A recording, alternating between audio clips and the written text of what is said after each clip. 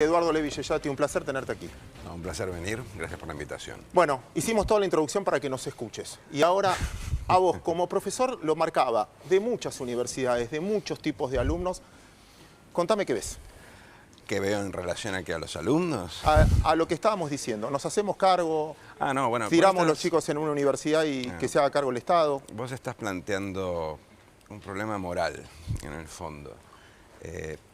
La gente no necesariamente encuentra como óptimo individual lo que es el óptimo social. Es un problema muy viejo. En economía se llama la tragedia de los commons, por ejemplo, pero hay muchos casos. Hay juegos de coordinación que también muestran lo mismo.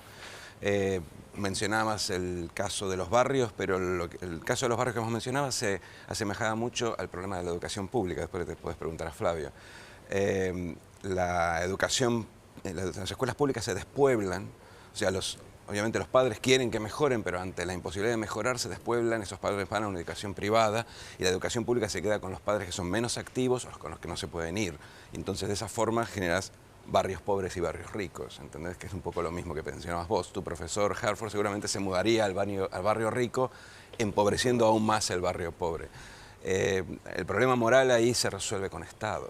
El Estado, la nación, es la que internaliza todos estos problemas y trata de generar redistribuciones tales que te acerques más al óptimo, porque si no, cada uno por su cuenta, en general, llevas a un equilibrio no cooperativo que es peor para muchos y muchas veces peor para todos. Te meto de lleno entonces en el tema del día y voy a usar el título de tu libro, Porvenir, déjame mostrarlo de nuevo, muy interesante, muy recomendable. Nosotros como argentinos algo estamos fallando, porque si miro el ingreso per cápita 10 años atrás, 20 años atrás, 50 años atrás y nos miro hoy, de acuerdo a las posibilidades que tenemos, dejamos mucho que desear. Sí. Mirando para adelante, ¿es corregible? ¿Ya es crónico? ¿Forma parte? No. Nada es crónico. De hecho, no es una tesis, pero uno de los puntos que hace el libro al inicio es que no estamos ni condenados al éxito ni al fracaso, sino que estamos condenados a nosotros mismos, a lo que nosotros hagamos como sociedad, no tanto individualmente. Yo creo que de vuelta, individualmente los problemas no se resuelven, porque hay siempre un problema de coordinación. Necesitamos sí liderazgo público y liderazgo privado para coordinar. El desarrollo es un ejercicio de cooperación, para coordinar esa cooperación. Nosotros venimos fracasando en un sentido muy estricto en términos de desarrollo. Nosotros crecemos mucho. En el periodo de crecimiento no hacemos lo que tenemos que hacer para garantizar un crecimiento sostenido, que de hecho el desarrollo es eso. Y luego caemos y le echamos la culpa en general al presente o a cuestiones muy coyunturales sin darnos cuenta que es cuando crecemos cuando cometemos los errores. El año que viene vamos a tener una nueva oportunidad distinta, o sea, no estamos tan mal como durante las crisis, ni el mundo está tan bien como durante nuestras post-crisis. Entonces vamos a depender más de nosotros que del resto de los resultados. De vuelta, la idea que trato de empujar con el libro, pero que me parece que es evidente, es que cuando el año que viene rebotemos un poco, después de haber resuelto los temas de coyuntura y estemos creciendo 2-3%, ahí tenemos que pensar en cómo crecemos a futuro, no tratar de agarrarnos ese palo y pensar que con esto ya zafamos, que es lo que venimos haciendo mal desde hace muchos años. Entonces, lo primero que hay que tomar en cuenta es que muchos de los errores, el fracaso en el desarrollo argentino tiene que ver con esta complacencia que uno tiene en los periodos de recuperación, del rebote. Yo te iba a preguntar con el tema de los servicios, que justamente estaba investigando un poco, pero bueno, ¿crees que vos decís que es un tema de coordinación también, pero por ejemplo, muchas veces vemos fallas en la energía, vemos que hay cortes de luz, hay fallas en los transportes. ¿Cómo sería? ¿Qué viene primero? ¿Subir los impuestos para poder mejorar esos servicios o mejorar los servicios para que la gente esté dispuesta a pagar eso? La gente nunca está estrictamente dispuesta a pagar más impuestos. De todas formas ya los subiste ahora. Entonces la pregunta por ahí interesante es, ¿qué tenés que hacer ahora? ¿Reducir el Estado o reducir el pasivo, es decir, los impuestos, sí, o aumentar el activo, la calidad de los servicios? Yo creo que es mucho más fácil, incluso más eficiente, aumentar la calidad de los servicios. Los recursos los tenés, porque el Estado ha aumentado mucho sus recursos. Creo que están mal administrados. Nadie se quejaría del tamaño del Estado si esto fuera Noruega. Noruega tiene un Estado de este tamaño. Sin embargo, la canasta de consumo de gran parte de la población son bienes y servicios públicos. Entonces no se quejan porque saben que eso se financia con sus impuestos. Acá la gente se queja porque no te andan los teléfonos, no te andan los trenes, claro, tenés lo cortes que de recibís luz. a cambio, claro, es la asignatura pendiente. Exacto, pero en vez de ir por el lado de recortemos el gasto, yo creo que hoy hay que enfatizar mucho, y creo que se puede hacer, la mejor administración de esos recursos. ¿sí? Entonces, por ese lado, sí, me parece que el fracaso de los servicios no tiene tanto que ver con el tema de ingresos. Los ingresos están. Creo que tenés que hacer las cosas mejor. El Estado está muy, muy mal administrado hoy. En el libro mencionás un par de ejemplos de un gran profesor, Pablo Gerchunov, y hay un punto que yo quiero marcar. Una vez leía de él, espero no haberme equivocado, que una de las diferencias que nos condenan a los argentinos es, por ejemplo, si te comparás con Estados Unidos cuando tuvo que colonizar el norte había búfalos y acá había vacas. No es lo mismo tratar de agarrar a un búfalo que a una vaca que es pasiva, etc. Y eso hizo a nuestros genes. Entonces, me quedé preocupado en parte de tu respuesta al principio cuando decías, depende de nosotros.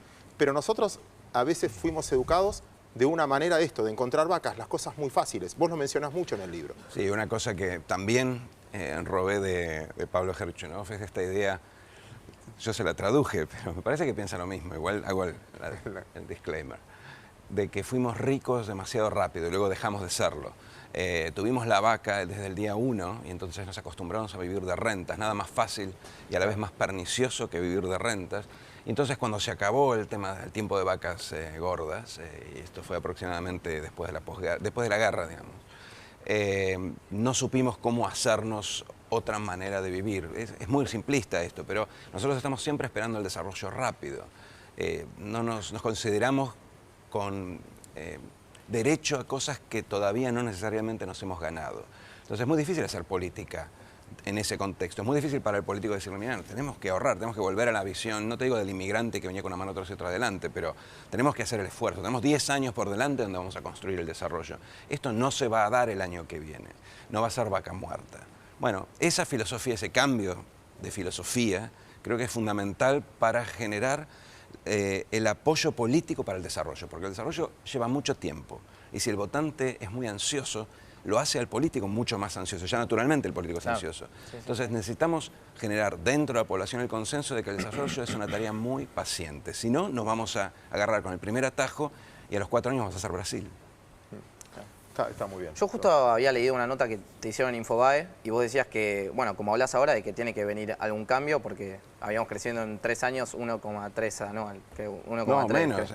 En los últimos 4 años hemos crecido entre 1 y 2 puntos, claro, punta a punta. Claro, punta a punta, eso. Sí. Y bueno, y te preguntaban sobre la devaluación y vos decías que no la veías porque se iba a trasladar a precios eso. Y digo, ¿y cómo ves el cambio entonces? Digo, porque hay mucha gente que apunta a una devaluación. Son dos cosas distintas. Sí hay gente que mira la devaluación como inevitable, pero vos estás hablando de resolución de temas coyunturales, ¿sí? El atraso cambiario y asociado a eso la escasez de dólares, el cepo, etcétera, que atentan contra el desarrollo, o sea que es algo que vas a tener que resolver para empezar a pensar en el desarrollo. Si resolvés eso, no ganaste. O sea, eso es básicamente, si querés, equiparar el gol en contra que se hicieron en los 3 minutos del partido. Entonces ya después estás 1-1 y tenés que salir a jugar. Pero resolver esos problemas de coyuntura no te resuelve el problema de desarrollo. Ahora, ¿cómo resolver esos problemas de coyuntura? Bueno, tratás de que no te descarrile el tren el día 1. Y a mí me parece que hoy, sin un ancla nominal, sin un programa monetario, sin nadie que te diga cuánto va a ser la inflación a fin de año de manera creíble, devaluar te va a generar un traslado a precios similar al que tuviste el año pasado después de la devaluación de enero. Y eso a su vez te va a generar una inflación muy grande en enero, febrero, justo antes de las negociaciones paritarias, justo cuando inicia el nuevo programa monetario. Te va a ser muy difícil estabilizar la casa para empezar a pensar el desarrollo. Entonces me parece que vale la pena tratar de ir por un atajo, por un sendero más gradual que, si bien te va a llevar un poco más de tiempo, te garantiza que no tengas, ¿entendés? No tengas que dar 2 pasos atrás después de dar el paso adelante. Eduardo.